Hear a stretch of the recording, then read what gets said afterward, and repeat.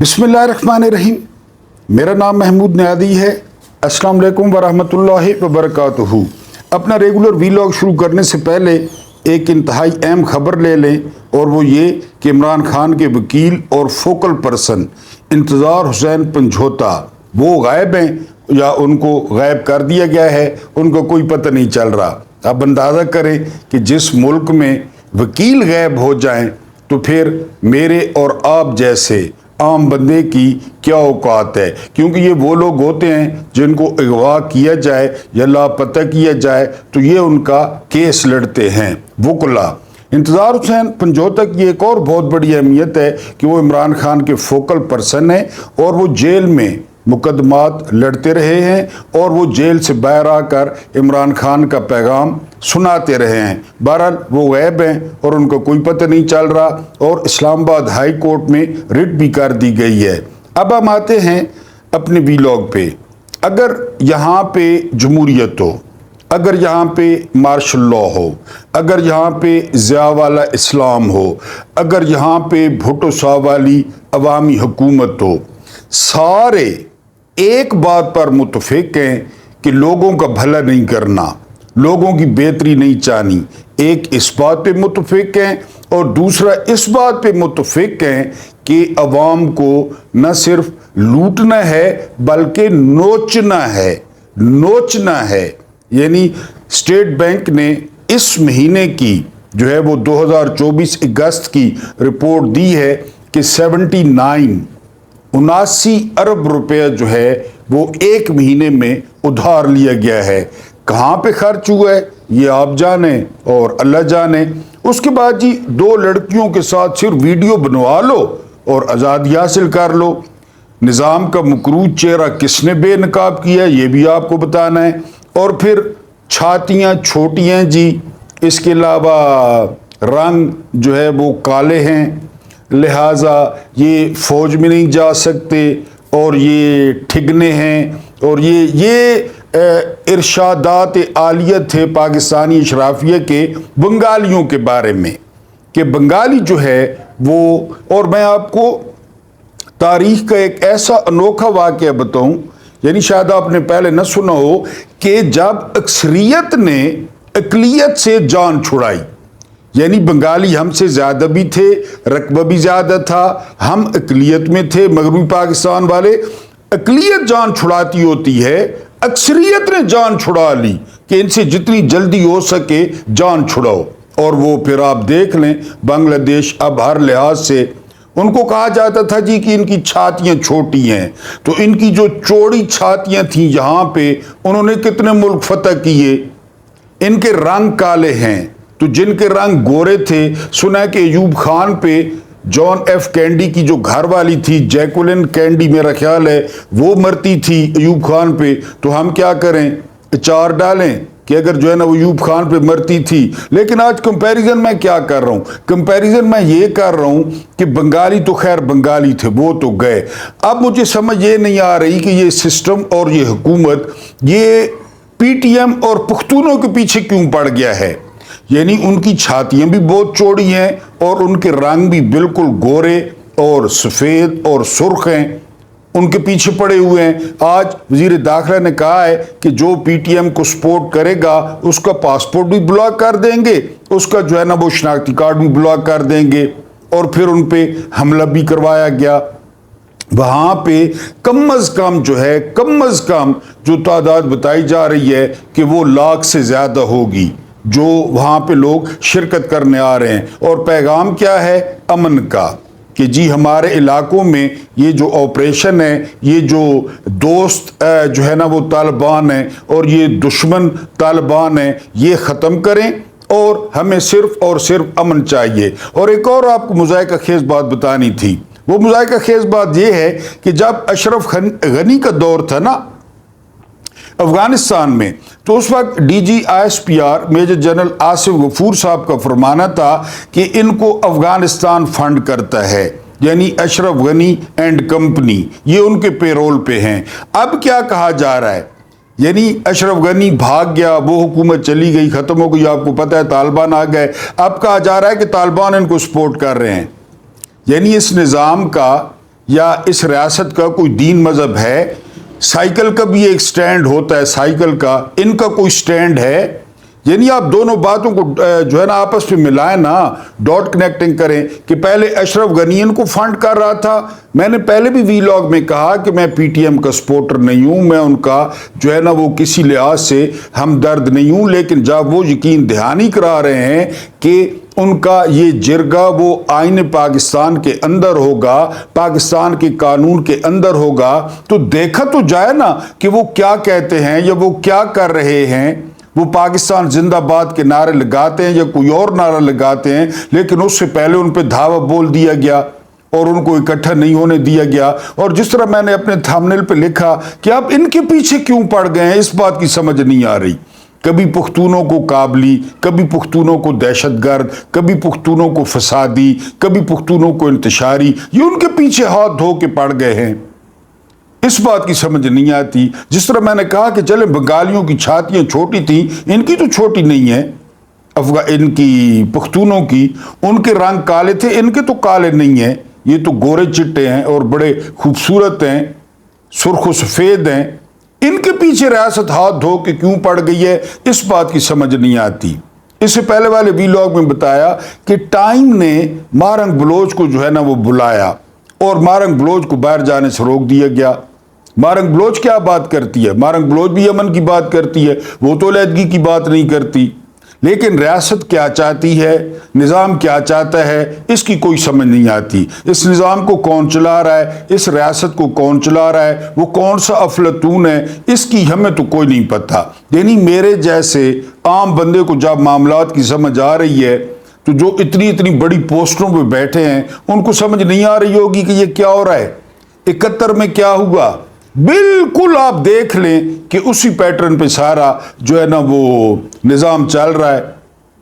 پہلے بنگالیوں کو تانے دیے گئے، اب بات پہ پختونوں کو تانے دیے جاتے ہیں، ان کے آگے خندقیں کھود دی جاتی ہیں، ان پر شیل برسائے جاتے ہیں، ان پر ربر بلٹس برسائی جاتی ہیں، ان پر سٹن گرنیڈ پھینکے جاتے ہیں۔ پھر یہ کیا ریاست پیغام دے رہی ہے؟ ریاست جو ہے وہ ایک عام انسان اور ریاست کے درمیان ایک معاہدہ ہوتا ہے کہ ہم آپ کو تسلیم کریں گے، ہم آپ کو ٹیکس دیں گے، اس کے بدلے میں آپ ہمیں جان اور مال کا تحفظ دیں گے، ہمیں آزادی دیں گے۔ ٹیکس تو ریاست لیے جا رہی ہے اور لگاتار لیے جا رہی ہے اور بہت زیادہ لیے جا رہی ہے۔ ریٹرن میں کیا دے رہی ہے؟ شیل۔ ریٹرن میں کیا دے رہی ہے؟ جو ہے نا وہ حملہ۔ اب سنا ہے یعنی آخری خبریں آنے تک 3 جو ہے نا وہ نوجوان وہ پی ٹی ایم کے وہ جاں بحق ہو گئے ہیں۔ اب اگر وہاں پہ آگ بھڑک اٹھے، وہاں پہ جو ہے نا وہ ریئیکشن آ جائے، پھر کیا ہوگا؟ یعنی کون پالیسیاں بنا رہا ہے، کون عقل کل بیٹھا ہے جو یہ ساری کچھ کر رہا ہے؟ اور میں نے بتایا کہ چلیں بنگالی تو آپ کو پسند نہیں تھے کہ وہ کالے حرامی تھے، بقول آپ کے chief of general staff Abdul Hamid Khan نے کہا تھا جو حرامی کالے بنگالی، یہ اس نے کہا تھا، میں نہیں کہہ رہا۔ جنرل نیادی نے کہا تھا کہ میں ان کی نسل ختم کر دوں گا، میں نہیں کہہ رہا، انہوں نے کہا تھا۔ چلیں وہ تو آپ کو پسند نہیں تھے، پختونوں نے آپ کا کیا بگاڑا ہے؟ بہرحال پی ٹی ایم کے جرگے پر جو ہے وہ دھاوا بولا گیا ہے، کے پی کے اسمبلی نے سنا ہے چیف سیکرٹری اور آئی جی کو بلا لیا ہے، تو اب دیکھتے ہیں آگے کیا ہوتا ہے۔ لیکن یہ میں کمپیریزن کر رہا تھا کہ ان کی چھاتیاں بھی چوڑی ہیں، یہ فوج میں بھی جا سکتے ہیں، فوج میں بہت زیادہ ہیں، فوج میں افسر بھی ہیں، پھر ان کے ساتھ سمجھ نہیں آتی کہ ایسا سلوک کیوں کیا جاتا ہے۔ عمران ریاض خان نے اس مکروہ نظام کے چہرے سے وہ نقاب کھینچا ہے۔ عمران ریاض خان نے ایک پوڈ کاسٹ میں بتایا ہے کہ مجھے کہا گیا، جب مجھے اغوا کیا گیا اور کافی سارے دن گزر گئے تو مجھے ایک شخص نے وہاں پہ کہا کہ ہم 2 لڑکیاں بھیجتے ہیں، ان 2 لڑکیوں کے ساتھ ویڈیو بنوا دو اور آزاد ہو جاؤ۔ یہ یعنی آپ نے نا، میں کئی دفعہ آپ کو کہہ چکا ہوں کہ پاکستان جو ہے نا، پاکستان ایک فلم ہے، اور بالکل جس طرح آپ کوئی انڈیا کی یا پاکستان تو چونکہ فلمیں بناتے ہی بہت کم ہے، وہاں پہ آپ فلم دیکھیں نا کہ جو ویلنز کرتے ہیں یعنی ہیروز کے ساتھ یا عام شہری کے ساتھ یا ایک شریف شہری کے ساتھ یا ایک رشوت نہ لینے والے پولیس افسر کے ساتھ جو کچھ کرتا ہے ویلن، وہی کچھ ہو رہا ہے۔ اب آپ عمران ریاض کے قصور بتا دیں، عمران ریاض نے کب اس ریاست کے خلاف کوئی بات کی ہے؟ ہاں یہ ہے کہ وہ عمران خان کے نظریے کو سپورٹ کرتا ہے، یہ اس کا جرم ہے اور یہی سب سے بڑا جرم ہے۔ آپ نظام کی بات کریں، نظام کی، جو کہہ رہا ہے کہ 2 لڑکیوں کے ساتھ نازیبا ویڈیو بنوا لو اور ہم تمہیں آزاد کر دیتے ہیں۔ اب آپ اندازہ کریں، یعنی یہ جو ہے نا ایک چھوٹا سا واقعہ کہ یہ نظام کس طرح چل رہا ہے۔ قاضی فائد عیسیٰ نے 63A کیوں ختم کی؟ قاضی فائد عیسیٰ نے سیاسی منڈیوں کا راستہ کیوں کھولا؟ قاضی فائد عیسیٰ نے ہارس ٹریڈنگ کی اجازت کیوں دی؟ اب آپ اس واقعے سے سارا سمجھ جائیں کہ کس کی ویڈیو بنوانی ہے، کس کو پیسے دینے ہیں، کس کو دھمکی دینی ہے، کس کو لالچ دینی ہے۔ یعنی یہاں تک ذرائع بتا رہے ہیں کہ 10-10 کروڑ روپے بھی دیے جا رہا ہے اور کہا جا رہا ہے کہ آئینی ترمیم کے جو ہے نا وہ حق میں ووٹ دو، یہ پیسے بھی لے لو اور اس کے علاوہ سیٹ بھی پکی سمجھو، کیونکہ اب وہ ووٹوں والا، وہ گنتی والا، وہ فارم 45 والا ہم نے چیپٹر ہی کلوز کر دیا ہے۔ یعنی تم ڈی سیٹ ہو جاؤ گے نا تو ہمارے پاس فارم 47 اتنے زیادہ پڑے ہیں، یہ پیسے بھی لے لو اور فارم 47 بھی مل جائے گا الیکشن میں اور ترمیم کے حق میں ووٹ ڈال دو۔ یہ نظام چل رہا ہے جے کانت شکرے کی طرح یا امریش پوری کی طرح کہ جب وہ اغوا کر لیتے ہیں بچی کو یا بچے کو اور پھر چیخیں سنواتے ہیں فون پہ اس کے والدین کو کہ اتنے پیسے دو ورنہ جو ہے نا یہ چیخیں سن لو۔ ریاض فتیانہ کو MNA ہیں PTI کے، ان کو بار بار کہا گیا کہ وہ ملک سے باہر ہیں کہ جی آپ واپس آئیں اور ووٹ ڈالیں۔ ریاض فتیانہ نے انکار کر دیا۔ ریاض فتیانہ کے بیٹے کو اغوا کر لیا گیا، پھر چھوڑا گیا، پھر اس کے بعد وہ 1-2 گھنٹے اس نے کہا جی میں مرضی سے کہیں گیا تھا جس طرح کہتے ہیں، پھر اغوا کر لیا گیا، ابھی تک غائب ہے۔ ریاض فتیانہ کو کہا جا رہا ہے کہ وہ ملک باہر سے واپس آئے ملک میں اور آئینی ترمیم میں ووٹ ڈالے۔ یہ ملک ہے، یہ ریاست ہے۔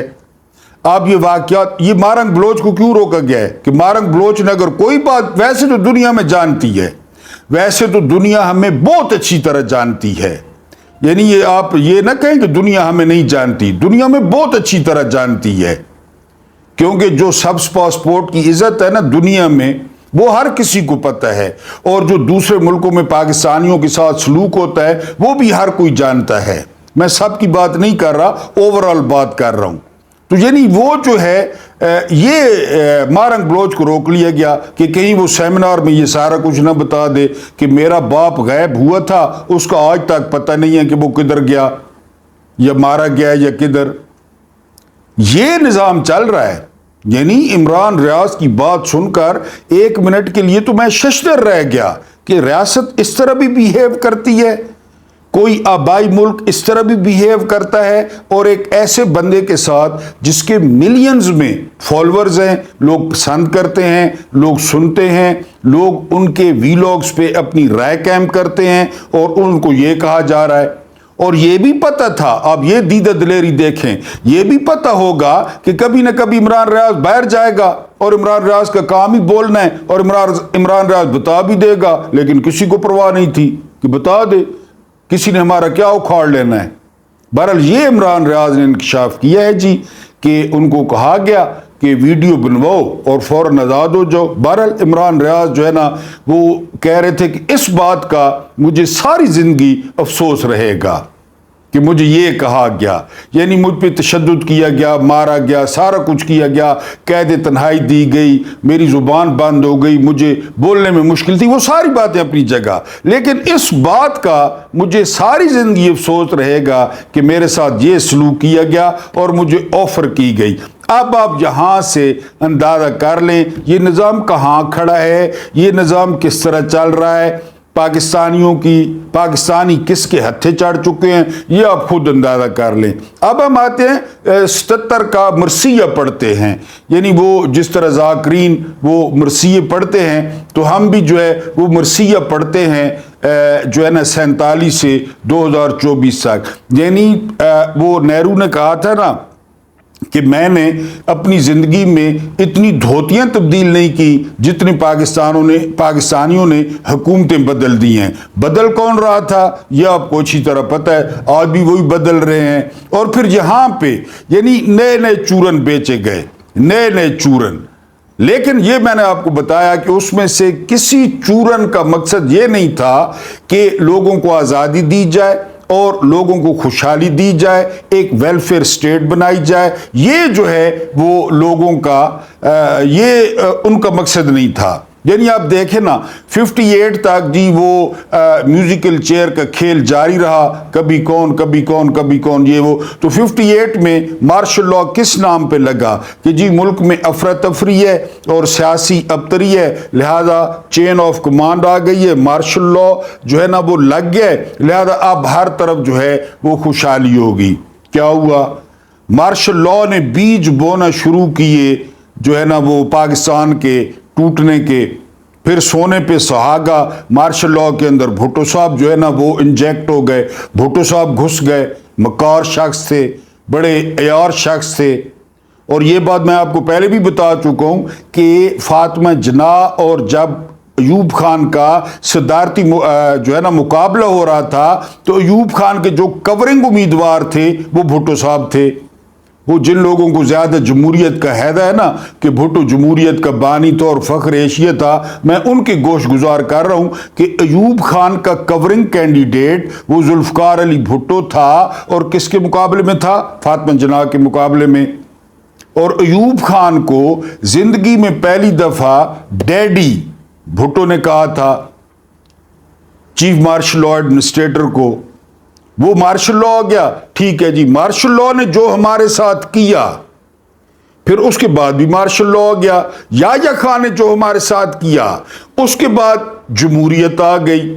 یعنی جو ہے نا وہ بھٹو صاحب آ گئے.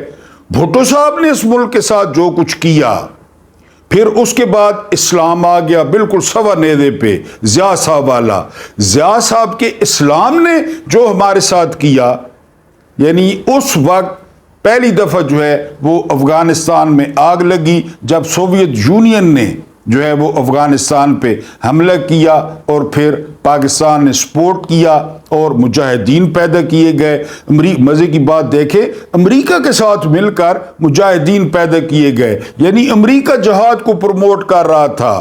آپ امیجن کریں نا کہ امریکہ جہادی پیدا کر رہا تھا. گلبدین حکمت یار اور ثبوت اللہ مجددی اور یونس خالص اور پتہ نہیں کون کون جو ہے نا وہ وادی پنشیر والا جو ہے نا وہ احمد شاہ مسعود, یہ سارے امریکہ جہادی پیدا کر رہا تھا. اور اس مارشل لاء یا اس اسلام نے ہمیں کیا دیا؟ اس اسلام نے ہمیں بہترین تحفے دیے. پہلا تحفہ کلاشنکوف کا, دوسرا تحفہ ہیروئن کا, کیونکہ ہماری یادداشت کی بات ہے. تیسرا تحفہ انہوں نے دیا اس جو ہے نا وہ کمزور معیشت کو 40 سے 45 لاکھ افغان مہاجرین, یہ تحفہ ہمیں اس اسلام نے دیا. ٹھیک ہے جی, یہ اسلام ہو گیا. پھر جو ہے نا عوامی حکومتیں آ گئیں. ضیاء کے بعد ضیاء کا طیارہ جو ہے وہ پھٹ گیا, اس کے بعد جو ہے نا بلکہ بقول اسحاق خان پٹ گیا, تو وہ جو ہے نا عوامی حکومتیں آ گئی. پہلے نواز شریف, پھر بے نظیر, پھر نواز شریف, پھر بے نظیر, یہ پنگ پونگ آپس میں چلتا رہا.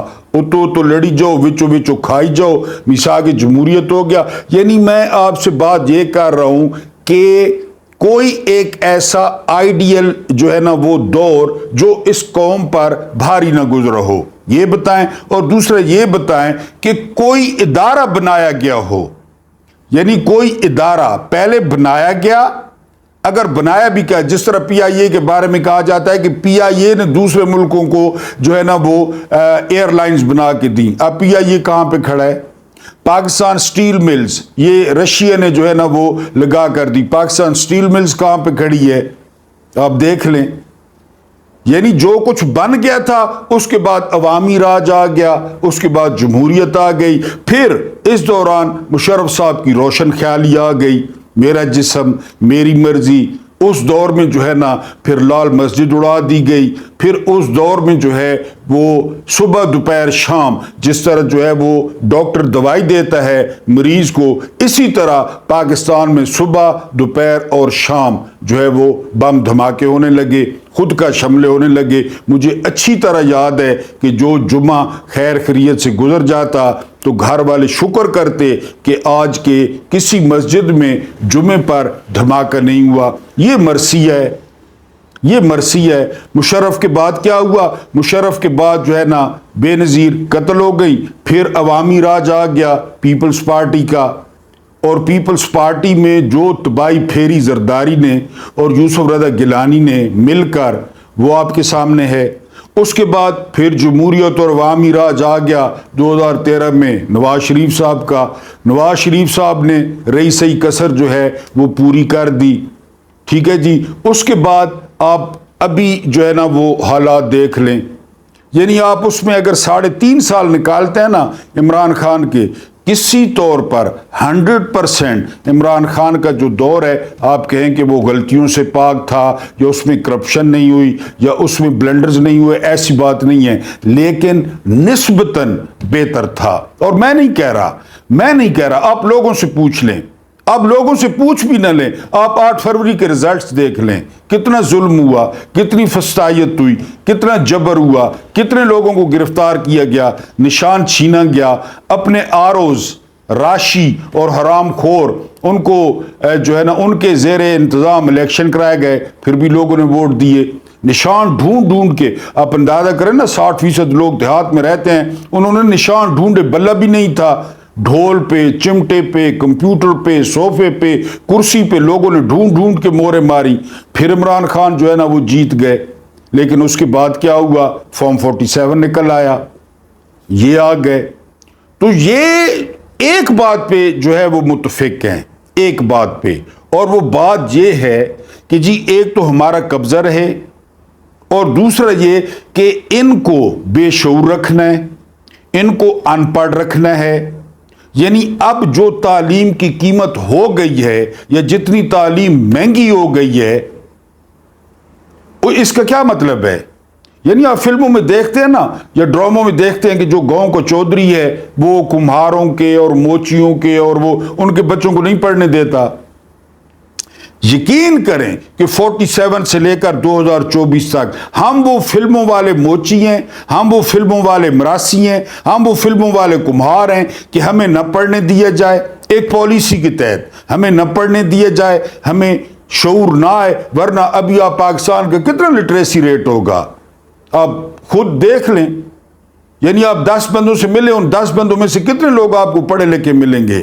اس کی وجہ کیا ہے؟ اس کی وجہ وہ چودھری ہے، وہ چودھری ہے گاؤں والا، یا وہ چودھری ہے یا وہ جاگیردار ہے اس دیہات والا، کہ اگر یہ پڑھ گئے یہ اے سی بن جائیں گے، ڈی سی بن جائیں گے، اور سب سے بڑی بات یہ کہ میری چودراہٹ کو چیلنج کر دیں گے کہ تم کس بات کے چودھری ہو، ہم اپنا کماتے ہیں، اپنا کھاتے ہیں، اپنا گھر ہے، تم ہم پہ کیوں حکم چلاتے ہو؟ یہ بیسک بات ہے۔ یعنی جان بوجھ کے اس قوم کو ناخواندہ رکھا گیا، اس قوم کو جاہل رکھا گیا، اس قوم کو ان پڑھ رکھا گیا۔ میں آپ کو چھوٹی سی مثال دوں گا، یہ چینج کہاں سے آئی؟ یہ چینج عمران خان کی سیاست میں آنے سے آئی۔ عمران خان کے سپورٹرز نے جس طرح سوشل میڈیا استعمال کیا، عمران خان کے سپورٹرز نے جس طرح جو ہے نا ٹک ٹاک، یوٹیوب، فیس بک کو استعمال کیا، یہ بالکل حیران رہ گئے۔ یعنی 6 ملین ٹویٹ ہوا تھا، اس وقت ٹویٹر پہ بین نہیں تھا، جب یہ آئے پی ڈی ایم کا کت خانہ امپورٹڈ حکومت نامنظور، 6 ملین ٹویٹ آیا تھا، ریکارڈ قائم ہو گیا تھا، اور پتہ نہیں کتنا عرصہ ٹاپ ٹرینڈ رہا تھا۔ یہ انہوں نے یہ کیا، یہ عمران خان نے، یعنی عمران خان نے جو ہے وہ بولنا سکھا دیا۔ عمران خان کا سب سے بڑا جرم کیا ہے آپ کے خیال میں؟ عمران خان کا سب سے بڑا جرم یہ ہے کہ بولنا سکھانا۔ بولو، اپنے حق کے لیے بولو، اپنی آزادی کے لیے بولو۔ کیوں ایک مخصوص طبقہ ہے، مٹھی بھر طبقہ ہے جو تمہیں غلام بنائے ہوئے ہے، جو تم پہ حکمرانی کر رہا ہے، پھر ان کے بعد ان کے بچے، ان کے بعد ان کے بچے، बहरहाल ये मरसिया गाय बगाए जारी रहेगा, यही हमारी स्टोरी है। इंशाल्लाह अगले व्लॉग में मज़ीद मैं ये मरसिया जारी रखूँगा। अल्लाह पाक आपको आसानियाँ अता फरमाए, आसानियाँ बांटने की तौफीक अता फरमाए। रब करीम आपके और मेरे मरहूमीन की मग़फ़िरत फरमाए, उनके साथ अदल का नहीं रहम का और एहसान का मामला फरमाए। मुझे बर्दाश्त करने का बहुत बहुत शुक्रिया।